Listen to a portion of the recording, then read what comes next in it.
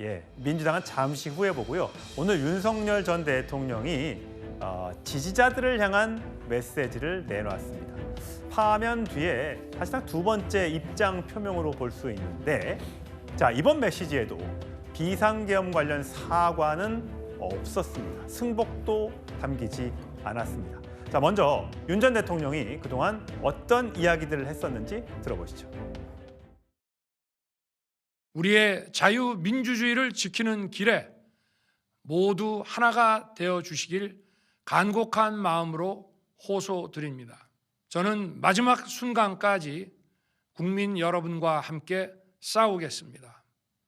국민 여러분께서 그동안 특히 우리 청년들이 자유민주주의의 소중함을 정말 재인식하게 되고 여기에 대한 열정을 보여주시는 것을 보고 저는 지금은 법이 무너지고 칠흑같이 어두운 시절이지만 이 나라의 미래는 희망적이라는 생각을 갖게 됐습니다.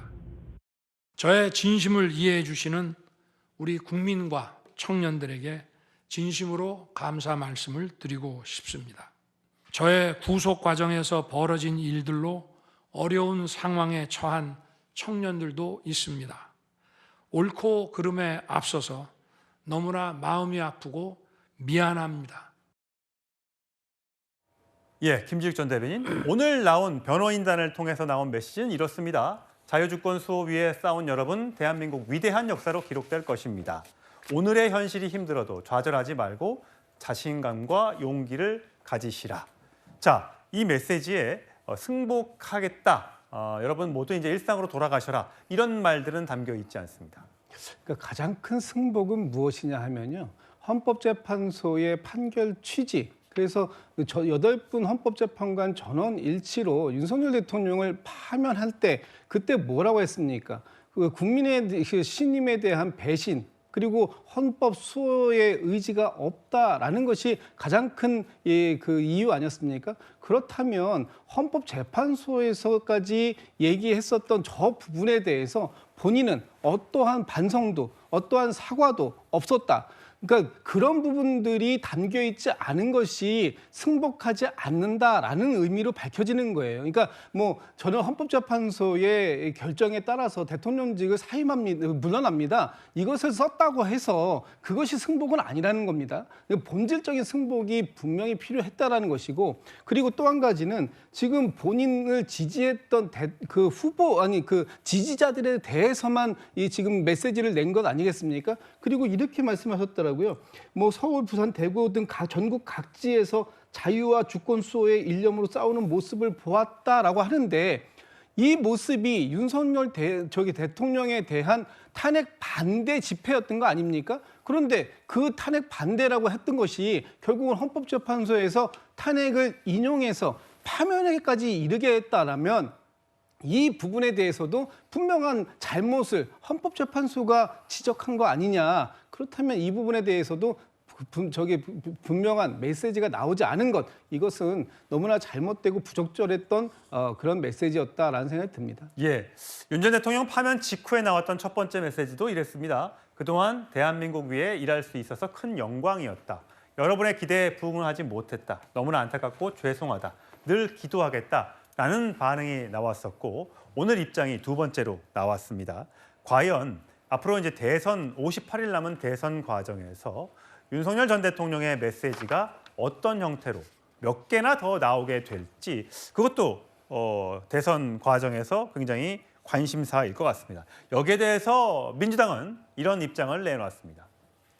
헌재 판결에 대한 승복도 불법 계엄에 대한 사과도 없이 아직까지 대통령 관저에서 남아서 주인 행세하고 있는 것 아니냐, 이런 날쌘 비판을 했습니다. 사실 윤 전 대통령을 지지하는 분들 입장에서는 탄핵, 파면 선고가 잘못됐다라고 주장을 하고 계시죠.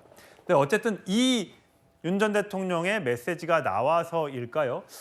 최선 평론가, 오늘 광화문 한복판에서 자해 소동도 있었다고 하더라고요. 네, 뭐 아까 보니까 40대 남성인가 추정되는 분이 이제 뭐 이렇게 잘 이렇게 예. 뭐 이렇게 흉기로 이렇게 배를 조금 이렇게 그었다는 그런 얘기했는데 별 사고가 아니어서 병원도 안 들리고 이제 귀가를 경찰에 시켰다고 합니다. 근데 지금 보면은 어쨌든 저희가 그래도 우려했던 일들은 벌어지지 않는 게 정말 다행인 것 같습니다. 큰 충돌은 없었다. 그래서 이제 일각에서는 왜 윤 대통령 보고 불복의 메시지를 내느냐, 왜 승복 안 하냐 하는데 아니, 일단 받아들이고 국민에게 감사하고 이제 떠나가겠다. 그동안 기대 못 미쳐 죄송하다. 앞으로 대한민국 사랑하겠다. 이 자체가 승복의 우회 메시지지 뭐겠습니까? 많은 분들이 우려했던 게 혹시나 윤 전 대통령이 좀 자극할 수 있는 그런 언사를 할까봐 인정할 수 없다. 그러니까 고민했는데 그건 아니었고 그다음에 지금 관저에서 짐 정리하고 있지 않습니까? 그런데 승복하지 않았다. 명시적인 표현이 없었다고 공격하는 건 정말 조금 과도하다는 생각이 들고요. 다만 이제 앞으로 국민의힘 경선 과정에서 윤 전 대통령의 후광 효과가 있을지 아니면 윤 전 대통령을 밟고 지나가야 하는 또 과거의 역사가 될는지 예. 이 부분이 아마 관건이 될 것 같은데 그런 게 어쨌든 윤 전 대통령이 상징 자본으로 과연 국민의힘에 남긴 게 어떤 것인가가 이번 남은 한 2, 3주 안에 평가받을 것 같아서 그 대목을 저는 주시하고 있습니다. 예, 오늘 사실 큰 최선 평론가가 이야기했던 것처럼 탄핵 파면 직후에 큰 충돌은 박근혜 전 대통령 탄핵 직후에 있었던 큰 충돌은 없었습니다만 당시에 경찰차를 향해서 좀 문제를 일으켰던 분이 오늘 결국은 구속됐습니다. 저분인데 젊은 분이에요. 그럼에도 불구하고 결국은 도주의 우려가 있다는 이유 등으로 오늘 구속이 됐습니다. 어쨌든 더 이상은 이렇게 시민들이 경찰을 향해서 공권력을 향해서 나쁜 행동을 벌이는 일들은 없어야겠죠.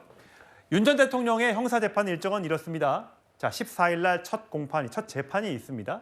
그리고 매주 한 번씩 정도는 계속 법정에 서야 합니다.